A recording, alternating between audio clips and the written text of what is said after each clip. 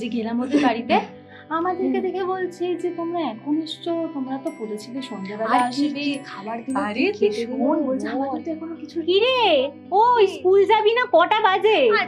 আজকে যাবো না, আজকে দিদি এসেছে, দিদির সাথে অনেক এইসব আবদার কি?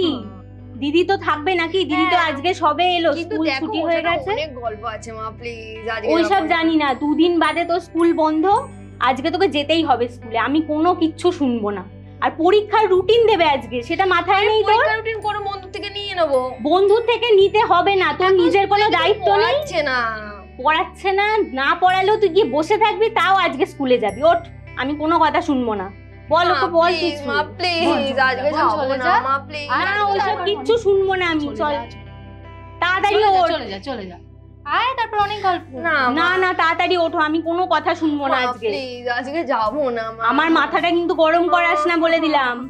দেখো তুমি যদি এরকম করো, আমার কিন্তু শরীরটাই স্কুলে যাবে, মনটা কিন্তু আমার এখানেই পড়ে থাকবে। ওর কথা শুনলি তুই? শুনলি? ছোট মুখে কত বড় কথা। পরীক্ষার রেজাল্টটা বেরোক, তারপর আমি দেখবো এসব কথা কোথায় থাকে। তাড়াতাড়ি চলো, কোনো কথা শুনবো না আমি আজকে। চলো, দিন দিন বাদর হয়ে যাচ্ছে। ঠিক আছে, আমি চলে যাচ্ছি। যাও, আর আজকে আসবো না। আসতে হবে না।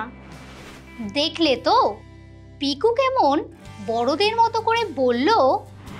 দেখো তুমি যদি এরকম করো, আমার কিন্তু শরীরটাই স্কুলে যাবে, মনটা কিন্তু আমার এখানেই পড়ে থাকবে। ওর কথা শুনলি তুই? যদিও পিকু তার শোনা কথা মুখস্থ বলেছে মাত্র, কিন্তু কথাটা এক গভীর তাৎপর্য বহন করে। এই কথার দ্বারা এটাই প্রমাণিত হয়েছে শরীর এবং মন এই দুটি পরস্পরের থেকে আলাদা। সুতরাং এর থেকে আমরা বলতে পারি যে মানুষ হলো দুটি সত্তার সমন্বয়। একটি হলো দৈহিক সত্তা এবং অপরটি হলো মানসিক সত্তা। আর জানো তো, এই দেহ এবং মন সম্পূর্ণ বিপরীতধর্মী।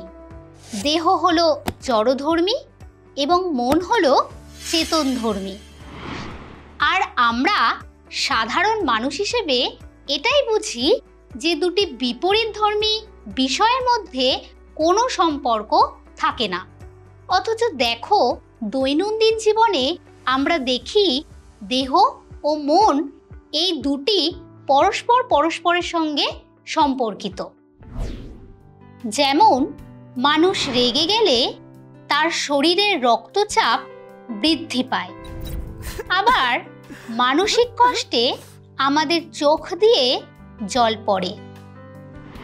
তাহলে এখন যে প্রশ্নটি উঠে আসে তা হলো, কিভাবে দুটি বিপরীতধর্মী সত্তার মধ্যে সম্বন্ধ স্থাপিত হয়? এই প্রশ্নকে কেন্দ্র করেই দর্শনে একটি সমস্যার উদ্ভব হয়েছে, যার নাম দেহ মন সমস্যা। দর্শন চর্চার শুরুর লগ্ন থেকেই বিভিন্ন দার্শনিক বিভিন্নভাবে এই সমস্যার সমাধান করার চেষ্টা করেছেন, যার ফলে এই দেহ মন সমস্যা বিষয়ে বিভিন্ন প্রকার মতবাদের উদ্ভব হয়েছে। যেমন ডেকার্তের ক্রিয়া প্রতিক্রিয়াবাদ, স্পিনোজা ও লাইবনিজের সমান্তরালবাদ, স্মার্টের অভিন্নতাবাদ, থমাস হাক্সলির উপবস্তুবাদ, আর্নল্ড জিউলিংস ও নিকোলাস মালেব্রার উপলক্ষ্যবাদ ইত্যাদি।